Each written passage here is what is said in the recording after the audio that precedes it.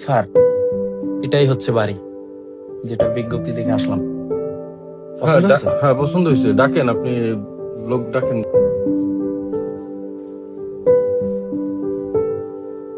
কি বাবা, কারে খোঁজেন? জি, আমরা আসছিলাম। তো আপনি এই পেপারে বিজ্ঞপ্তি দিচ্ছেন নাকি, এই যে বাড়িটা বিক্রি করবেন, এজন্য আসছিলাম। তো বাড়ি কি আপনার? হয় বাবা, বাড়ি তো আমার, বাড়ি বেচে দেবো। ওই পেপারে বিজ্ঞপ্তি দিছি। বসেন, আপনারা বসেন, আসেন।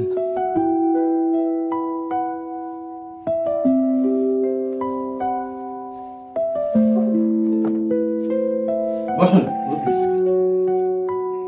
তো পছন্দ হয়েছে আপনাকে বাড়ি? বাড়ি তো মুরব্বী পছন্দ হয়েছে। এখন দাম কিরকম কি চাইছেন এই বাড়ি? বাবা, পোলাটা অসুস্থ, দাম দর করতে পারবো না। আমার 20 লাখ টাকা হইলে আমি বাড়িটা বেশি দেবো। আমার তো একই সপ্তাহের ভিতরে টাকা লাগবে। না, ঠিক আছে মুরব্বী, 20 লাখ টাকায় হ্যাঁ ঠিক আছে, আমি নেব, আপনার 20 লাখ টাকাই নেব। তবে আমার বাবাকে একটু দেখাইতে হবে। আমি তাকে একটু ফোন দিই, সে আসুক। আমাদের বাড়ি এইখানে, এই পাশে।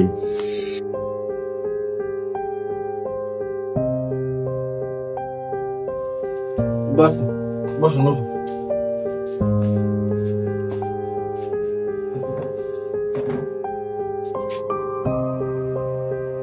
আচ্ছা, আমার বাবা। তা সাহেব, কি ব্যাপার, বাড়ি বেচলেন কেমনে? আব্বা, তুমি কি তারা চেনো নাকি? হ বাবা, চিনি মেনি। এ বাড়ি তো আমার অনেক স্মৃতি ঘেরা বাড়ি, অনেক অনেক আপন বাড়ি। তাই শোন,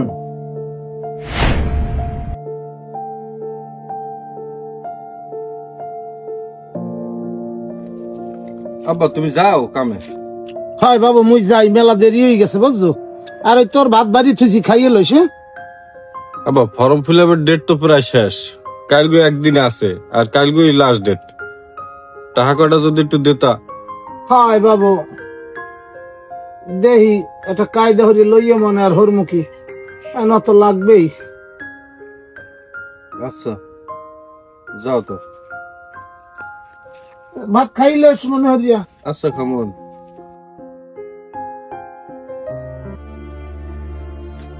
বাবা, কি রোদ সাহেব। ও মিন্টু ভাই আসছেন? ওই শোনেন, 3 তলার উপরে বুঝছেন, যে মিস্ত্রিরা কাজ করে, জি। এগুলো একটু ভালো করে দেখাই দিয়ে ওপর। ওই ইট রাখছে, ওই কর্নারে রাখে জানো। যে সাহেব, ওই একটা কথা কইতে আইছিলাম। আমার তো মাস শেষ হয় নাই, আজ হলো 16 তারিখ। এই মাসের টাকাটা যদি সব একটু আমার আগে দিতেন, আমার ওই পোলাটার একটু ফর্ম ফিল আপ করান লাগবে বুঝছেন। কয়টা টাকার সমস্যায় পড়ে গেছি। ফর্ম ফিল আপ মানে কিসের ফর্ম ফিল আপ? সাহেব, পোলাগ্য তো কলেজে পড়ে, আইএ পড়ে বুঝছেন। তো পরীক্ষা আইছে, তো এই জন্য ফর্ম ফিল আপ করা লাগবে, টাকা জমা দেওয়া লাগবে কালকে দিনের ভিতরে। এ তোমার পোলা আইএ পরীক্ষা দেবে, সেই ফর্ম ফিল আপের টাকা নিতে আইস? এ তোমার পোলায় পরীক্ষা দিয়ে হরবে কি? হ্যাঁ, বাড়িতে আরো 2-3 জন কাজের লোক লাগে, তুমি ওরে কাজে লই লও, ভালো টাকা বেতন পাইবে। তোমার পোলায় কি হরবে কও? লেখাপড়া হইলে কাম কি লেখাপড়া হরার তোমার পোলার? আব্বু, তুমি এই জায়গা, আর আমি তোমারে খুঁজি।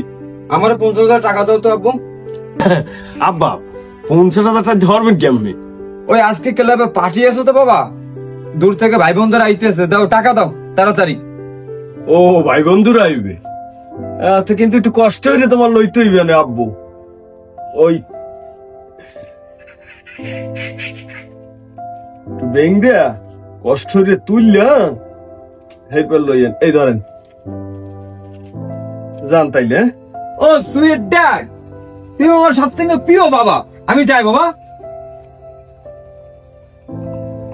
কি ব্যাপার, আপনি কাজে যান না কেন মিন্টু ভাই? না সাহেব, ওই পোলাটার ব্যাপারে বলছিলাম, যদি কয়টা টাকা দিতেন একটু উপকার হইতে আমার এই। আপনার সমস্যাই এইটা। আপনার কইলাম না যে আমার কাজের লোক তো আরো একজন লাগবে, আপনার ছেলেটা কাজে লাগাই দেন। আপনার ছেলের ফর্ম ফিল আপ করে করবে কি? হ্যাঁ, লেখাপড়া করে করবে কি? কি কোন সাহেব, আমার ছেলেটা লেখাপড়া করবে না? আপনি তো এই আমার তো 16 দিন হয়েছে, আপনি এই 16 দিনের টাকা দেন। 16 দিনের টাকা দিন মানে মাস শেষ না হইলে একটা টাকাও আপনি পাবেন না। হ্যাঁ ঠিক আছে, আপনি কামে না রাখলে চলে যাবো, কিন্তু আমি 16 দিন কামড়ছি, 16 দিনের টাকা দেবেন না? আপনি টাকা দেন।